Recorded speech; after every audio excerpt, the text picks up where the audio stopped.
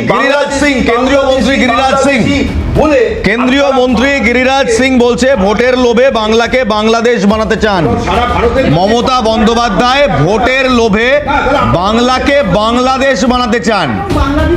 কেন্দ্রীয় মন্ত্রী গিরিরাজ সিং আজকে বলছেন বাংলাদেশের মানুষ মমতার কারণে এখানে আসছে, মমতার ওপর ভরসা করেন। আমরা বাংলা দেখুন। কথা বলতে মানুষ ভয় পাচ্ছে। है सत्ता के लिए बंगाल को बांग्लादेश बनाना चाहती है। एक तरफ बांग्लादेश में हिंदुओं पे अत्याचार हो रहा है, दूसरे तरफ ममता बनर्जी बांग्लादेशी घुसपैठी और रोहिंग्या को नौकरी दे रहे हैं।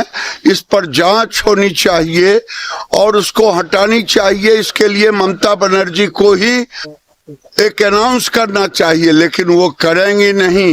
वोट की लालच में बांग्लादेशियों का मुख्यमंत्री बनना चाहती है। এবার এখানেই আমার একটা প্রশ্ন, মমতা বন্দ্যোপাধ্যায় শর্মিষ্ঠা দি আপনারও মুখ্যমন্ত্রী আমারও মুখ্যমন্ত্রী, আপনিও বাংলাদেশি নন আমিও বাংলাদেশি নই। এই বাঙালি সত্তায় যদি কোনো উত্তর ভারতীয় মন্ত্রী এসে এরকম কথা বলে, আপনার বাঙালি সত্তায় আঘাত লাগে কিনা আমি জানি না, আপনি ওই দল করেন বলে, আমার তো লাগে না। আমরা বাঙালি মানে বাংলাদেশি এই কথাটা বলা হচ্ছে না। বাঙালি বাংলাদেশি এখন আপনি বাংলায় কথা বললে লোকে বলছেন বাংলাদেশি। না বাংলায় কথা বললে বাংলাদেশি হবে। জুয়েল রানা কি বাংলাদেশি ছিল? জুয়েল রানা, সোনালী খাতুন কি বাংলাদেশি ছিল? তাদেরকে আপনারা বাংলাদেশে পাঠিয়েছেন, জুয়েল রানাকে পিটিয়ে মেরেছেন। শুনুন ওই রকম তারা বাংলা ভাষায় কথা বলার জন্য বাংলাদেশি না, বাংলা ভাষায় কথা বলার জন্য অপরাধ কি? আমরা তো বাংলায় কথা বলছি। তারা কি বাংলাদেশি ছিল? আপনারা দুজন একটু শান্ত হন, আমি একটু চন্দনদার কাছে যাবো। চন্দনদা, আমি স্পষ্ট শুনলাম, দরকার হলে আমি আরেকবার ওই বক্তব্যটা শোনাতে পারি। মমতা বন্দ্যোপাধ্যায় বাংলাদেশিদের মুখ্যমন্ত্রী হতে চান। মমতা বন্দ্যোপাধ্যায় পশ্চিমবাংলার মুখ্যমন্ত্রী, তিনি আবারও বাংলার মুখ্যমন্ত্রী হতে চান।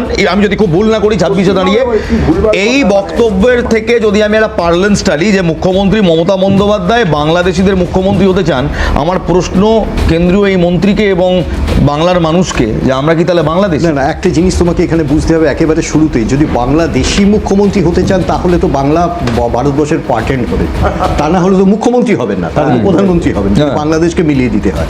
আমার মনে হয় গিরিরাজ সিংজি এরকম আলপটকা মন্তব্য বহুবার করেছেন, আমি ভেরি সিরিয়াসলি নিই না, আমি আরো বেশি সিরিয়াসলি নিই। আর তোমাকে নিতে হবে, তার কারণ কনস্টিটিউশনাল পজিশনে আছে। কিন্তু ওনার ওই 100 দিনের কাছ থেকে আজ পর্যন্ত ওনার যে ভূমিকা, অন্তত বাংলার মানুষে উনি খুব অ্যাকসেপ্টেড নন, এটা স্বাভাবিক। এবং আমার সম্ভবত এই এত বড় মন্তব্য করার পরেও বিজেপি বোধহয় সম্ভবত ওনাকে এন্টারটেন করবেন না একজন স্টার ক্যাম্পেনার হিসেবে, তার কারণ ওনার বহু বাংলা বিরোধী মন্তব্য আছে। দ্বিতীয় প্রশ্ন যদি করেন আমরা কাউন্টার করব। দ্বিতীয় প্রশ্ন, তোমাকে একটা জিনিস পরিষ্কারভাবে বুঝে নাও, আমি তোমাকে আরেকটি ইনফরমেশন দিই। শুভঙ্কর সরকার মহাশয়ের একটা স্টেটমেন্ট তুমি দেখবে, আমরা মুখ্যমন্ত্রীর কাছে আবেদন করেছি যেখানে যেখানে বাংলা নিপীড়ন হয়, এবং এটা আমি বহু ক্ষেত্রে এর আগেও বলেছি, বাঙালির নিপীড়ন হোক, সর্বদলীয় একটা টিম তৈরি করুন। কারা অ্যাটেন্ড করবেন না আলাদা ব্যাপার, সেখানে যান, আপনি বোঝবার চেষ্টা করুন গ্রাউন্ড রিয়ালিটি। আজকে সেটা বোঝবার চেষ্টা করছেন না বলে তাদের স্টেটগুলোতে হচ্ছে কোথায়? ওড়িশাতে, মধ্যপ্রদেশে, দিল্লিতে, হরিয়ানায় হচ্ছে কোথায়? আর তার ভিকটিম হচ্ছে বাংলা, বাঙালি। এই বাংলাদেশির সমস্যায় কোথাও না আমরা বাঙালিরা মাঝখানে পড়ে গেছি। দেখুন, বাংলা ভাষায় আমরাও কথা বলি, বাংলাদেশের ওপার বাংলার লোকজনও কথা বলে, কিন্তু দুই বাংলা এক নয়।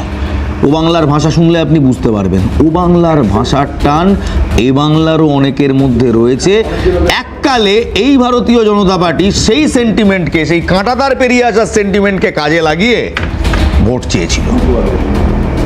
আজ আমার প্রশ্ন, বাংলায় যদি সত্যি বাংলাদেশি থাকে 47-এর পর এলো না 71-এর পর? এই মুহূর্তে তো আসছে না। হ্যাঁ, একেবারে না বলতে পারি না যে অনুপ্রবেশ হয় না। ভারত সরকার পার্লামেন্টে দাঁড়িয়ে যে তথ্য দিয়েছে অনুপ্রবেশের, সেটা কোটিতেও নয়, সেটা লক্ষতেও নয়, কয়েকশো থেকে কয়েক হাজারের মধ্যে। তাই কয়েক লক্ষ কোটি বাংলাদেশি যদি পশ্চিমবঙ্গে ঢুকে পড়ে থাকে, ভারত সরকারের দেওয়া পার্লামেন্টে তথ্যর বাইরের যে তথ্যটা, কোটি কোটি তথ্য আসছে, তাহলে 47-এ এসছেন তারা না 71-এ এসছেন তারা? এই প্রশ্নটাও থাকবে। আর তাদেরকেই যদি আজকে বাংলাদেশি বলা হয়, তাহলে বিজেপি এই দুদিকের খেলা কেন খেলছে?